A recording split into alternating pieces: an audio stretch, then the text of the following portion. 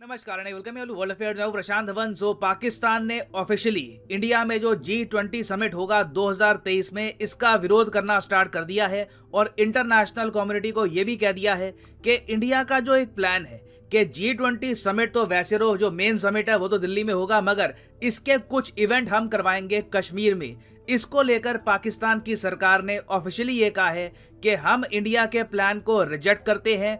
कश्मीर इनके हिसाब से जो इनकी लैंग्वेज है डिस्प्यूटेड टेरिटरी है इंटरनेशनली, और ये चाहते हैं कि दुनिया भर के देश इंडिया की जो भी मीटिंग होगी कश्मीर में इसको अटेंड ना करें। ना इस वीडियो में हम बात करेंगे कि पाकिस्तान के पास जेन्युइनली क्या क्या ऑप्शंस हैं, क्योंकि मैं आपको ये बता दूं ये जो एक इशू है G20 का ये बहुत न्यूज में रहने वाला है और इन द फ्यूचर कोई बड़ी बात नहीं है कि टर्की और चाइना भी इससे रिलेटेड कुछ ना कुछ स्टेटमेंट्स दें। तो डिस्कस करते हैं इस टॉपिक को इन डेप्थ, बहुत कुछ आपको जानने को मिलेगा। मगर आगे बढ़ने से पहले आपसे एक क्वेश्चन पूछूंगा। देखो ये क्वेश्चन यूपीएससी प्रीलिम्स में आ चुका है, काफी बार लोग इस क्वेश्चन को गलत कर देते हैं। यहाँ पे आपको बताना है कि जो ये 4 ग्रुप दे रखे हैं कंट्रीज के, इनमें से वो कौन सा ग्रुप है जहां पर चारों देश आपको मिलेंगे G20 में। तो G20 से रिलेटेड यूपीएससी बहुत बार सवाल पूछता है, तो यू शुड बी प्रिपेयर्ड। इस क्वेश्चन का आंसर करो कमेंट सेक्शन में। जो लोग सही आंसर करेंगे मैं पूरी कोशिश करूंगा उनकी कमेंट को हार्ट दे दूं ताकि बाकी लोग भी समझ पाएं कि सही आंसर यहां पर क्या है। नाउ फर्स्ट ऑफ ऑल मैं आपको यह बता दूं कि कश्मीर में G20 समिट का इवेंट होस्ट करना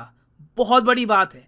यह कश्मीर की हिस्ट्री में पहला इंटरनेशनल इवेंट होगा और G20 आपको पता है दुनिया भर में किसी भी देश में आप चले जाओ G20 के बारे में आप बात करोगे तो लोगों को वहां पर वेग आइडिया होगा कि हाँ एक इंटरनेशनल ग्रुप्स है जहां पर दुनिया की 20 मेजर इकोनॉमीज आपको मिलेंगी। और इसलिए जम्मू कश्मीर के जो एलजी हैं मनोज सिन्हा साहब, इन्होंने ये कहा है कि कश्मीर में जो G20 का इवेंट होगा, जो यहाँ पर Turkey, China, US, France, Germany, various countries के ऑफिशियल्स आएंगे कश्मीर में, इस इवेंट को हम ग्रैंड तरीके से सेलिब्रेट करेंगे। We will make it grand. और ग्रैंड तो देखिए करना ही होगा हमको, क्योंकि ये इंडिया के पास एक गोल्डन अपॉर्चुनिटी है दुनिया को ये बताने की कि Jammu Kashmir is a part of India और यहाँ पर हम इंटरनेशनल इवेंट्स होस्ट कर सकते हैं। आर्टिकल 370 हटने के बाद जम्मू कश्मीर वापस स्टेबलाइज हो रहा है। तो सिंस इंडिया के इतने बड़े प्लान्स हैं G20 समिट को लेकर, ऑब्वियसली पाकिस्तान इससे खुश होगा नहीं, क्योंकि इस कंट्री ने, देखो दिक्कत यही है, इस कंट्री ने बहुत ज्यादा इन्वेस्ट कर रखा है कश्मीर को इंडिया से तोड़ने में। इन्होंने मतलब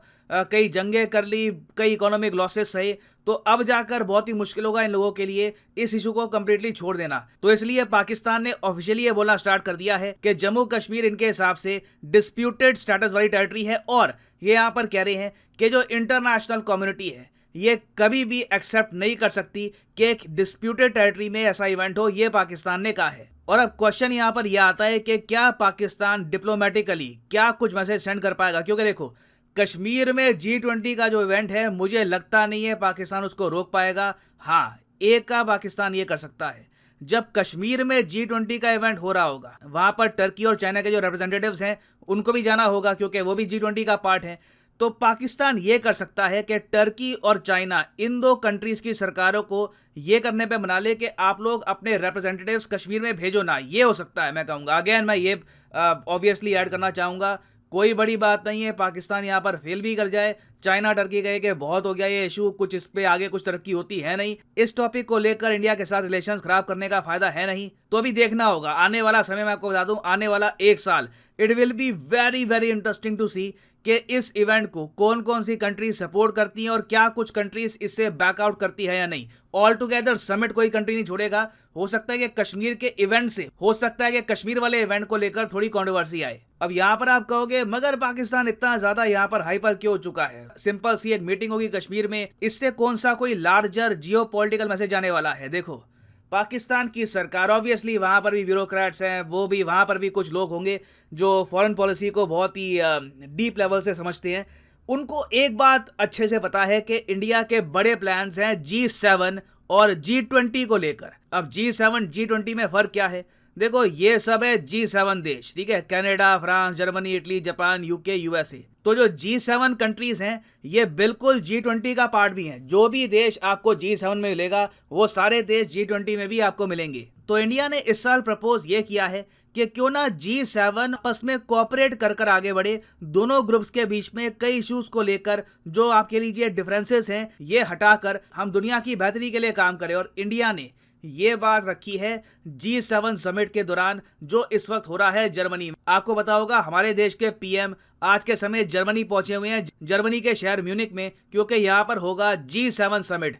इंडिया G7 का पार्ट नहीं है, इंडिया को एज ए गेस्ट कंट्री यहाँ पर इनवाइट किया गया है। तो यहाँ पर भी इंडिया की कोशिश ये होगी कि G7 और G20 के बीच में जो कॉपरेशन है ये हम बढ़ाएं, और इसका डायरेक्ट इम्पैक्ट आप ये देखोगे कि G20 की इंपॉर्टेंस बढ़ने वाली है, क्योंकि G20 और G7 में से हिस्टोरिकली ज्यादा इंपॉर्टेंट ग्रुप माना गया था G7, क्योंकि G7 डिसीजंस आराम से ले पाता है। G20 में काफी कंट्रीज के आपस में मतभेद होते हैं, तो कई इश्यूज पर एक प्रॉपर कंसेंसस डेवलप हो नहीं पाता। तो इंडिया की जो ये ग्रैंड स्ट्रेटजी है जिसके अंडर 2023 का G20 समिट बहुत ज्यादा इंपॉर्टेंट हो जाएगा, इंडिया लिटरली चेयर कर रहा होगा उस टाइम का G20 समिट। कंट्रीज किन टॉपिक्स पे बात करेगी, क्या इश्यूज यहाँ पर डिस्कस किए जाएंगे। इंडिया अगर वहां पर ओपनली प्रमोट करता है G7 G20 की कॉपरेशन, तो इंडिया का G20 समिट होगा हिस्टोरिक।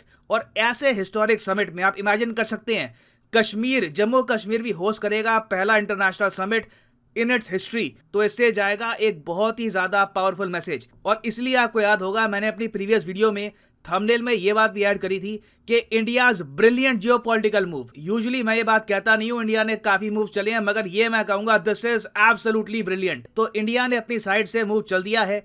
अब देखना ये होगा कि पाकिस्तान क्या अकेला इस मूव का विरोध करेगा या फिर कुछ और कंट्रीज पाकिस्तान को ज्वाइन करेगी। अगर मेरे हिसाब से चाइना पाकिस्तान को ज्वाइन करता है इस पर्टिकुलर मूव में, तो बाकी जो वेस्टर्न कंट्रीज हैं ये इंडिया को और जरा बैक करना स्टार्ट कर देगी चाइना को काउंटर करने के लिए। तो हर तरफ से अगर मैं देखूं तो जो गेम ऑफ चेस अभी हमारे सामने है, it is in favour of India. India यहाँ पर विनिंग पोजीशन में है। नाउ वापस आते हैं अपने प्रश्न की तरफ कि इनमें से वो कौन सा ग्रुप है 4 कंट्रीज का जो G20 ग्रुप का पार्ट है। तो सही उत्तर यहाँ पे है ऑप्शन ए। जी हाँ, यहाँ पे आप देख पाओगे Argentina is a part of G20। और आप अगर ऑप्शन देखोगे तो सिर्फ एक ही ऑप्शन है जहाँ पे अर्जेंटीना दे रखा है, तो by default this is the right answer. और फाइनली यहाँ पर मैं ये भी ऐड कर दूं कि लाइफ में अगर आप एक बार प्रॉपरली यूपीएससी एग्जाम की तैयारी करना चाहते हैं, किसी भी एग्जाम की तैयारी करना चाहते हैं, चाहे IIT हो, बैंक हो, तो सिंपली जाइए कॉमेंट सेक्शन में आपको मिलेगी ये पिंड कमेंट, और यहाँ पे आप परचेज कर सकते हैं the course of your choice. For example let's say आप प्रिपेयर कर रहे हैं फॉर यूपीएससी, क्लिक करिए यूपीएससी पर और यहाँ पे आपके सामने खुल जाएगा ये पेज, और यहाँ पे आप परचेज कर पाएंगे UPSC course for 36 month as well. अगर मान लीजिए आप एक कॉलेज स्टूडेंट हैं, अभी आपके पास टाइम है 2-3 साल का आराम से यूपीएससी की प्रिपरेशन करनी है, तो 36 महीने का जो कोर्स है ये भी आप कर सकते हैं परचेज। मगर जो प्राइसेस यहाँ पर लिखे हैं ये पे करने की जरूरत नहीं है। सिंपली यहाँ पर कोड यूज करिए PD10 and the prices will start falling. So use the code PD10 and save money. So इसी नोट के साथ ये है वीडियो का। Thank you for listening and as always God bless you all.